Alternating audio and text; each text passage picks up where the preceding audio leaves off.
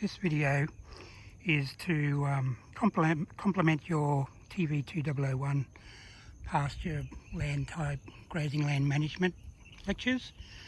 So we're going to have a look at things like ground cover, utilisation rates, 3P species, diversity of species, weeds, annual species, weeds, perennials, look at impacts of grazing or not grazing, stocking rates, where's the water points, overall management, also consider conservation. So we're going to just walk around, look at this area here, which is almost pristine. It has no history of grazing in the last couple of decades. So just look at the species that are here, ground cover, utilisation, things like that. These are described as open woodlands. That's mostly here eucalyptus cribra, ironbarks, and that's a particular land type, usually on fairly light textured soils. And the native species here are things like kangaroo grass, black spear grass, chrysopogon or ribbon grass. There's actually a couple of species of Samada kangaroo grass here. There are also a bit of invasion of things like Indian cooch, and you can see a bit of China apple over here. But there's not a lot of regrowth, not a lot of invasion. It's still pretty much intact and very good ground cover.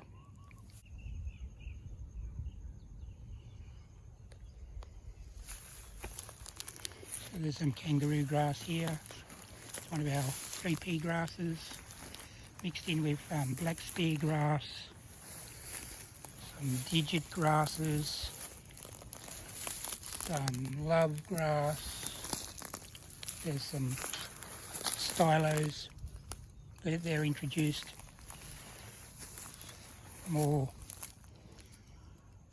kangaroo grass. Also some Indian cooch here invading. So Indian cooch is not native to this part of the world.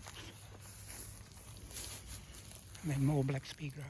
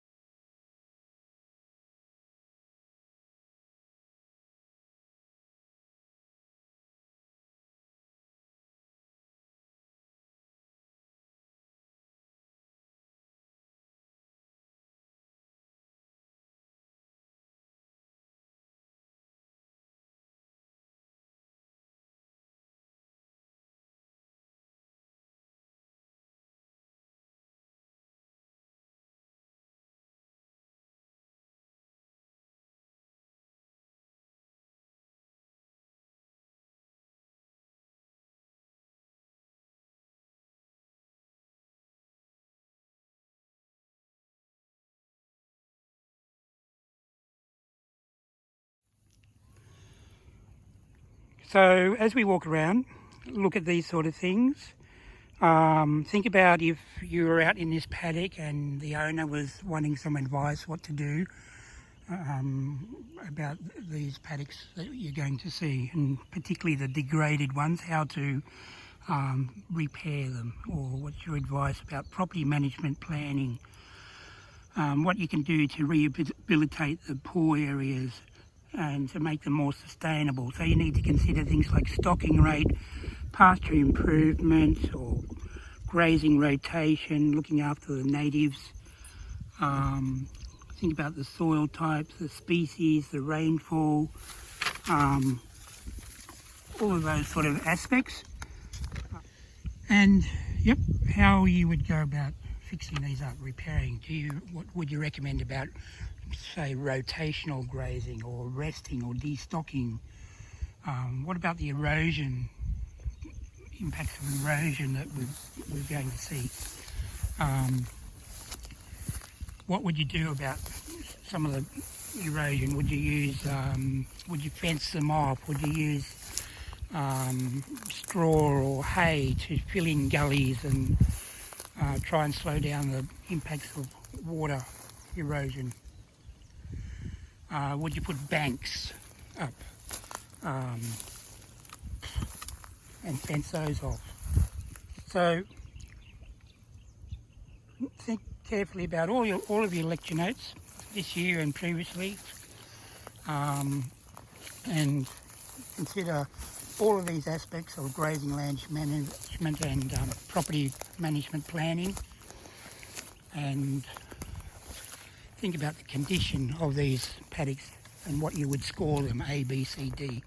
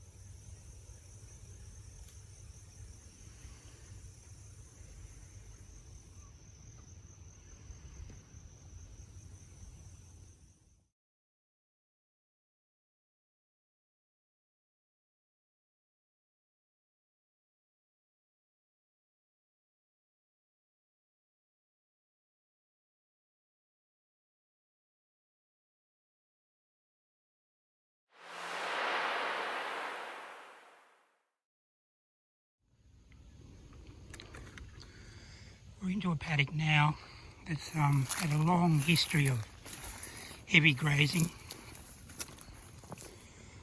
loss of ground cover.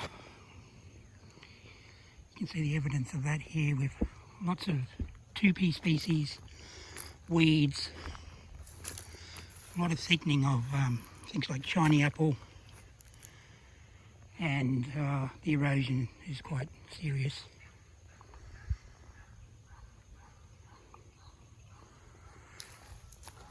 This has been locked up for a while in an attempt to get it to recover, and there is some much better ground cover than in previous years. But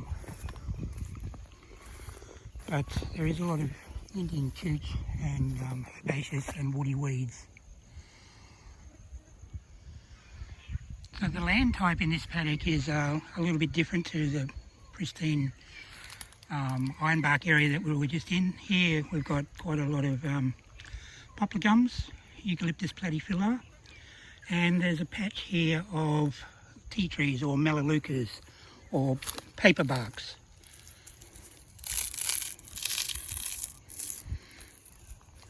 So these paperbarks would indicate a little different land type just here. The ground cover is much the same, but where these grow, it would suggest this area gets quite waterlogged during the wet season, probably standing in ankle-deep water for some weeks. So it's probably a duplex soil, so it's got a shallow, loamy topsoil, but just underneath that is a very heavy impervious clay. So it's a little bit different.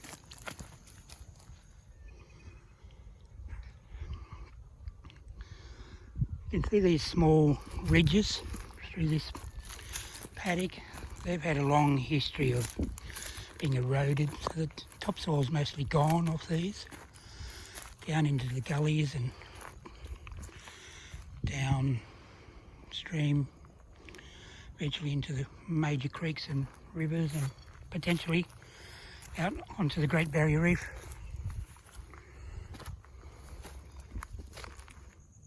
Still in this same paddock, long history of heavy grazing.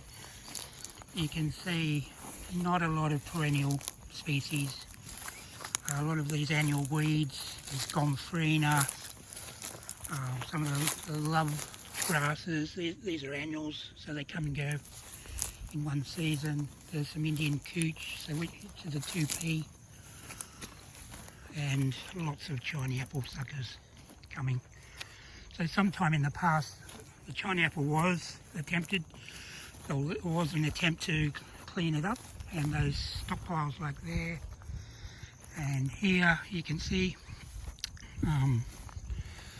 they were pushed up, but there's lots of woody weeds, China apple particularly, coming from seed and from perhaps lignotubers or stumps left in the ground.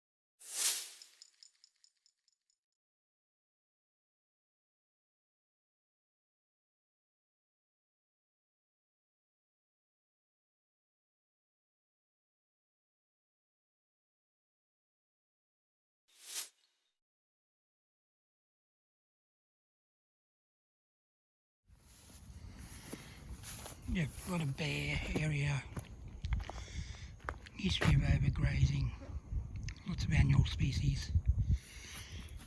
So these will mostly disappear over the coming dry months, leaving the ground exposed.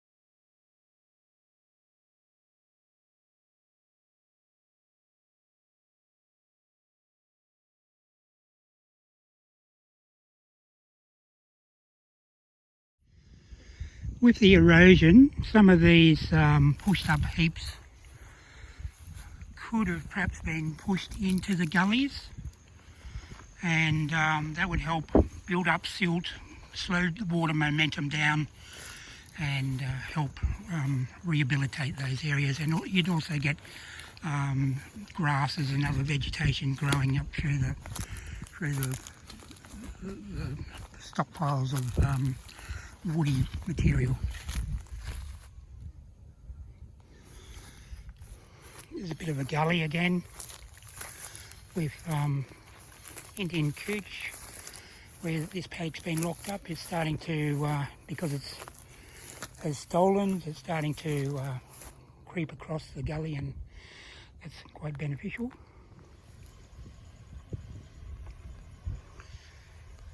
Stocking rate, you have to include things like all your animals, horses included.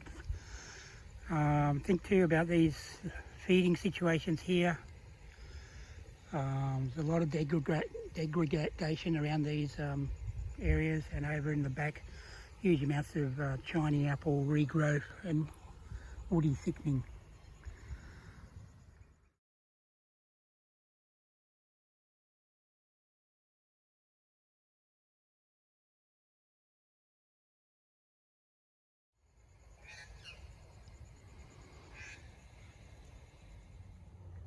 Watering points are really important, where they are in the paddocks, what impact that has on stock distribution. Think about how far animals travel from water, the changes in botanical composition you can see here and over further. So here there's 2 watering points, 2 troughs in servicing 4 paddocks, and there's a lot of horses here and not a lot of pasture. Lots of paddies lucerne, black pigweed, a lot of unpalatable species down in these corners.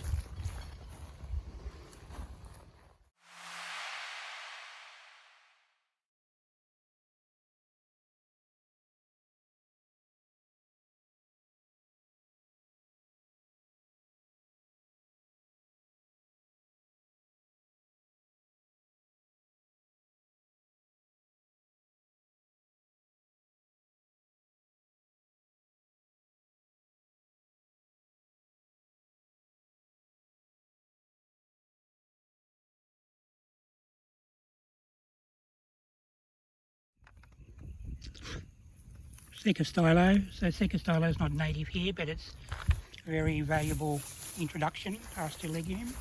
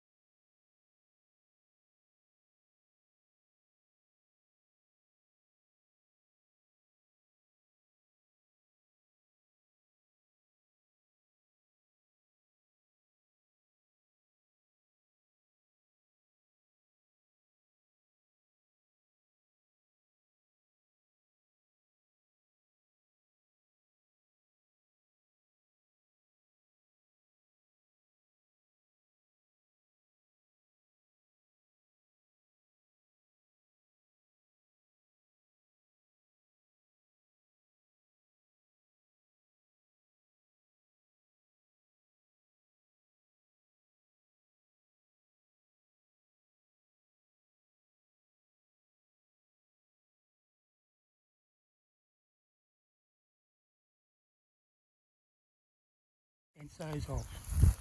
So think carefully about all of your lecture notes this year and previously, and consider all of these aspects of grazing land management and property management planning, and think about the condition of these paddocks and what you would score them, A, B, C, D.